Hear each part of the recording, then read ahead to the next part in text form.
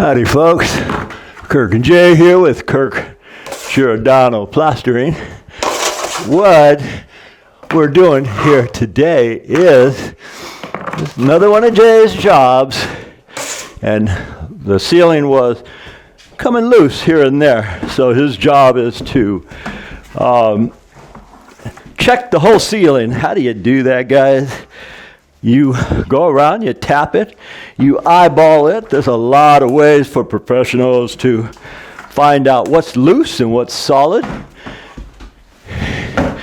Then you go about removing the loose stuff. Somebody put an access door here. Why? That's anybody's guess. That's kind of goofy. But what we're doing is fixing it. Fixing it means covering up an access door. Who wants an access door in your bedroom? Not the best place for it, but you always got somebody who doesn't know any better. So Jay has already found all the loose stuff, correctly lathed everything. That's an art within itself, guys, to lathe everything. You got to know how to find your joists, or at least how to screw into the studs. And what I'm doing right now is, if you guys ever do this yourself, here's a point. This mold right here, it will get a lot of dust and crumbs and stucco. This is Structolite, and then this is a finish coat, diamond. So what we're doing is we're using a diamond finish. And how many coats do you need with a diamond finish? Just one. But everything has its rules. You name a particular plaster, and we have applied it. We have done it. We have done every kind of plaster known to man on ceilings. In fact, we have about 25 videos in the last 15 years on just ceilings and all the different materials. What I'm doing, guys, is I'm using a big Congo trowel. This is a 20-inch trowel, 5 inches wide, and it's made for swimming pools, but I'm kind of partial to it. Why? Because it acts as a derby or a rod or a T-square with just the width of it. See, right here, I can go here, pull it, and almost be done with this.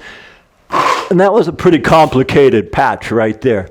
But with the right tools and a little bit of skill, you could make it look easy.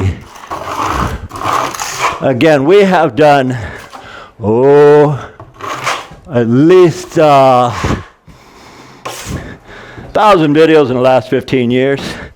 I used to have a 20-man crew for, actually about 15, for about 20 years, and got tired of giving all my money to the government. So I just work with my sons and Lou, my brother. I'll tell you, there's a lot of ways to do ceilings, guys. I'm probably not going to show taking a little brush and going in there because we're limited on time, and that camera Jay's using got just a little bit of battery life left. But here's what you do, guys. You get a good sized trowel. Get it in there and make sure you brush this out first. Otherwise, you'll be pulling crumbs here and you'll be here all day. And you just, well, how we do it is we're using this to here as a guide. That's how you guys should do it. Just like that.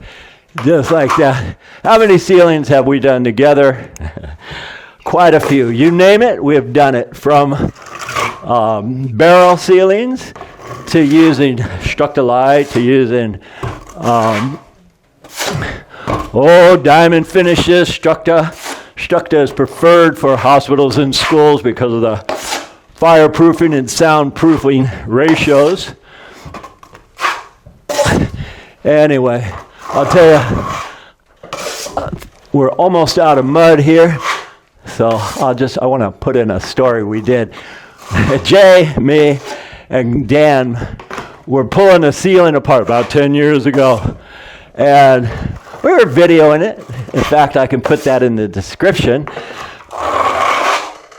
And we were tearing all the stucco off because it had seen better days. And so we're doing it all. And then they had a light right here. And we were taking all the stucco light off and all the plaster. And I said, wait a minute, guys, let me grab this light. So we had the whole room scaffolded, about twice this size. Again, that'll be in the description. And I pulled the light off. And as soon as I pulled the light off, the whole ceiling came down on all three of us. We looked at it, looked at each other, and thought, that was cool. I said, I hope you got that on film. And he says, no, I didn't get that on film. I was like, oh, crap. That would have been really cool. But anyway, guys, you don't want to let your ceiling get to that stage. I'm going to finish this right here.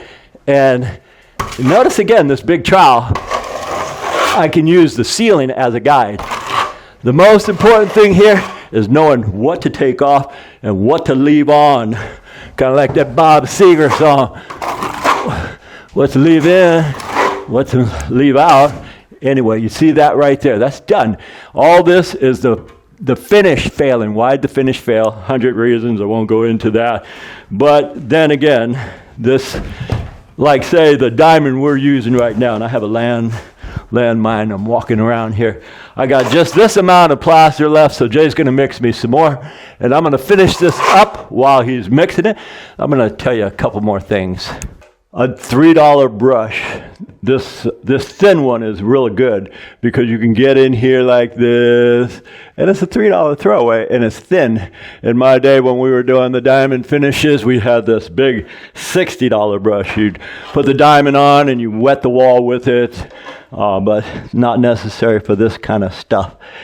One of the important things is keep your trowel wet, guys. If you don't have a wet trowel, both sides, this side will fill up with plaster, and then it'll drag when you go inside here. If there's any details in there, it'll pick it up. And I'm going to use this sponge float instead of the old brushes that we used to have to keep this trowel wet. Now, if it's dry, what happens? It'll drag, guys. It's got to stay wet. So each trowel full, just wet it. Or you could wet the surface. Now this is, I'd say about 15 minutes.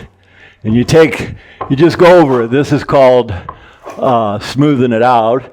I'm taking some of the fat right here from the diamond and putting it on where I need it. I look, because I'm bringing this back to life. Now diamond plaster has a lot of fat in it compared to its other buddy. And that other buddy is Imperial. Imperial is used a lot for commercial. I like the diamond for either because it has more fat, more lime. And if it has more fat, more lime, you can play with it. This way you're not hustling. Like when it gets really hard, guys, then you're working. So you got to put on just what your skill level commands. If your skill level's not all that great, guys, do it in 2 coats. Anyway, I'll show you one last time. Right here, I'm going to get a hump out. And I probably have another 5 minutes on this little patch right here. But rather than bore you with wetting it right here and bringing it back to life and moving that fat around or that lime, I'll just say we thank you guys for watching. And as usual, we'll see you guys on the next one.